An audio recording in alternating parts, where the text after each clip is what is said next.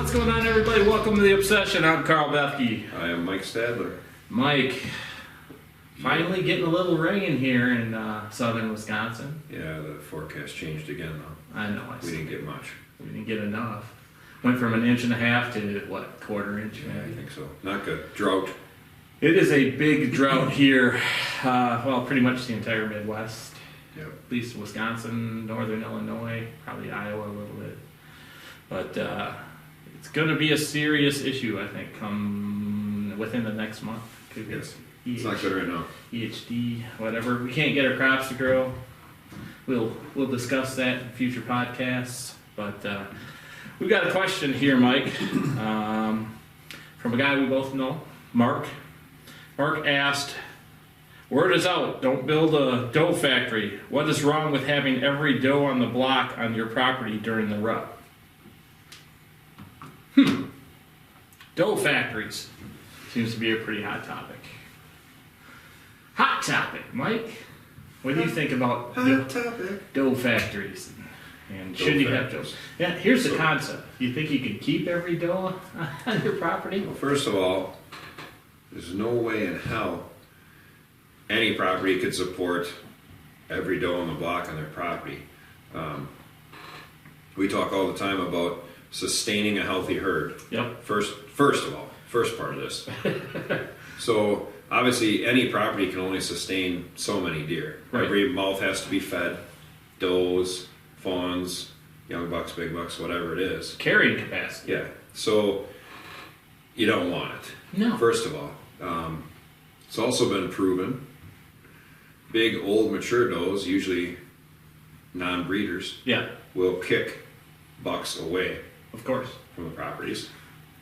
So you're defeating your purpose twice. They're dominant. They Yeah. want to be dominant. They act You know. dominant. Too many deer. First of all, number one,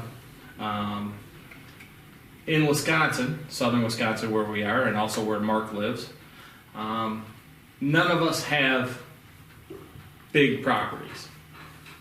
Small property Small layouts. property layouts. You want to check it out? Check it Watch out. them on Wednesdays. Right now. Plug That's a big plug. for us. Correct. Small properties. There's no way you would want every doe on the property. So social pressure for bucks is a nightmare. They do not want to be around does except during the rut. Now, the more does you have, the less space you have for bucks to be on your property. Well, and we talk about too, we segregate. Try Correct. to segregate our deer with our plots, with our bedding. You're all never those gonna. areas. You can't sustain a large number of deer on a small property. They're always going to be on your neighbors, around your neighbors, whatever. That's the way it is. You have to figure out, and there are ways to figure out whether or not you have a sustainable herd on your property. Currently, right now at my place, I say I have an unsustainable herd because they're eating my corn down to nothing. And it's not even growing. And it's not even, it pops out of the ground and they eat it down there. Yeah. Does and fawns. 6-8 inches tall and they're eating it. Yeah, Because it's green. right. It's easy. Well, yeah. And the does are keeping their fawns right there on the edge. Too close to it. So, which, that's what we want. It's Yeah. just the numbers are too high. Right. So, Mark's question of every doe on the block during the rut. Number one, you'll never have every doe on the block on your property. What you're really looking for is maybe one or two of those does to come into estrus during that time span. Yeah. I mean, you really, when we get into, our late October, early November, Yeah. we want the ratios to be right. If you could even get it, if you could have a 2-to-1, 2 doe to 1 buck ratio, Yeah. is probably as close as you're going to get to it. It's Obviously, I would rather have it 1-to-1. Yeah, that would be awesome. Because it creates competition, and that's when the bucks start to Yeah. move and to do what they do. If there's no reason for them to do it, they're not going to be out doing it. Yeah, you will see, and I'll show you some video and pictures here of my property. I think during the rut it's pretty good because I do have that many does come in, or not that many does. That many bucks come onto the property because we set our properties up for fall. And the reason I say that is a lot of my bucks end up getting broken up, Yeah. and the bigger ones. Mhm. And what you're seeing there is competition between mature deer. When you have 4-year-old bucks breaking tines and breaking beams and whatever else, you could probably say that your buck-to-doe ratio is fairly good. It's really good, yeah. If all of a sudden you're seeing, nothing but younger class bucks on your property, you know that you have an issue with buck-to-doe ratios. If you're just seeing 1.5-year-old bucks constantly. Because 9 times out of 10, the mature deer are the ones that are going to breed first. You're going to see a lot of that rubbing and scraping activity hit by mature deer early compared to the younger bucks. The younger bucks are roamers. They're kind of moving all over the 1.5, 2.5-year-old deer. They're kind of in and out constantly.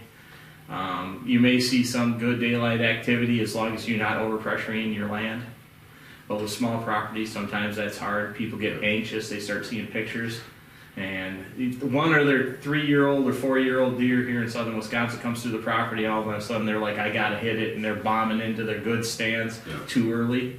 And all of a sudden comes the pre-rut, which is the part we like the best, last week October, first week of November, here in southern Wisconsin, and they've already burned out their property. Overhunted the stands, overeducated the deer, even the does don't want to move during daylight. That's a problem. That's another big thing too, is movement. A smaller doe population on your property keeps those bucks moving around and looking, because they're not all going to be hot. That is correct. Or in estrus, whatever you want to call it, at the same time. So they're going to be moving around your property, which gives you better opportunities. If you've owned your property for a few years, you can also notice certain when the activity ramps up. I'll tell you this, on my property between October 14th and October 18th, I seem to get a lot of my mature deer movement. My pictures show that. And then it kind of slows down again.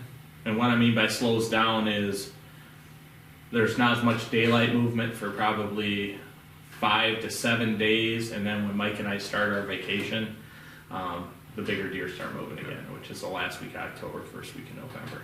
And we've noticed that with our cameras. I think Mike's property is probably the same. Yeah, it gets really fired up here later. Later October into early November seems.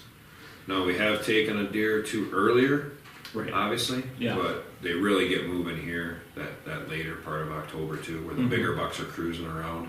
If you have an early cold front or something come through, that's usually when you get a good opportunity in one of the bigger deer too, because they notice that weather change. But as for the doe numbers, you definitely don't want to try and hold large doe numbers on your property. That becomes a big problem. You never have enough food to sustain them through the winter then. Number one, you're actually hurting the deer herd more than you're helping it. And the problem is those deer on there early are going to take care of your food. Yeah. Then you're going to have nothing late. Right. Which you see, we set our plots up for fall. Yeah. That's when we want them in there. I don't care what's here right now. No, that's true. So is there a lot of does here right now? There is. Yeah, quite a few. I hope some of them go away. Yeah. So one way or the other, they have to go away. Well, as the crops around you mature, you're going to get a lot of layer movement too, but...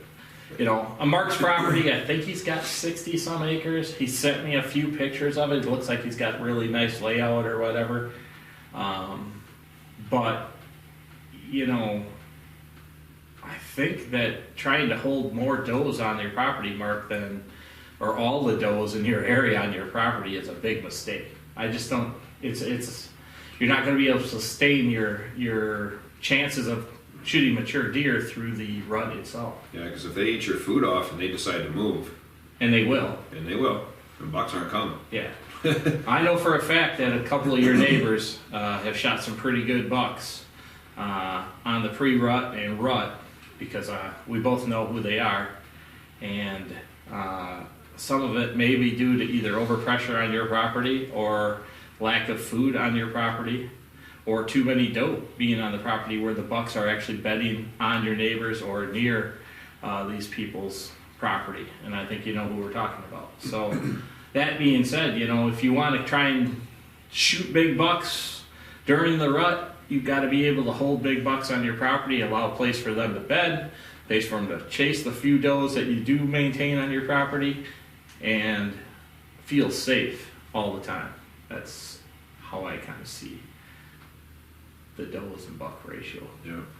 Got anything to add about that? Like I said, I like to keep it, if I can, to a 2 to 1 at max ratio. And we talk about trying to inventory your herd, kind of what's on your property. And you'll see a lot of that too. They talk about that, Karl talks about that all the time. Yes.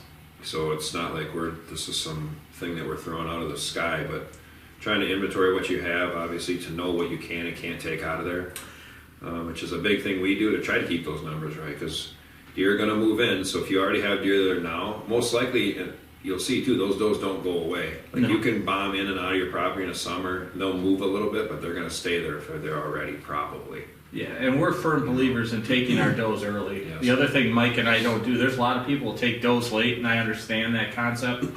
But Mike and I are looking at that point, they're probably already pregnant, and we could be taking away from the deer herd depending on what numbers we're seeing. Could be that next superstar. Could be the next wall hanger. You never know. Welcome to the Wall of Fame. Could be. Yeah. So we'll shoot does right away on our properties, also, like I said, and we'll take different age class of does. If we have a doe that we know hasn't had a fawn, we'll definitely try to take that one out. They're usually pretty darn smart anyway. The back stragglers. Back stragglers. The last ones that come in that actually act like bucks. Yep. Yeah. Yeah, they're pretty sharp too. So I think that's probably what we'll call a podcast there. Yeah, buddy. We appreciate you guys listening. If you guys get a chance, you want to subscribe to the channel, hit the Reaper in the lower right-hand corner. We appreciate that. If you guys got comments or questions, put them right down here at the bottom here on YouTube at Rush Outdoors, Wisconsin.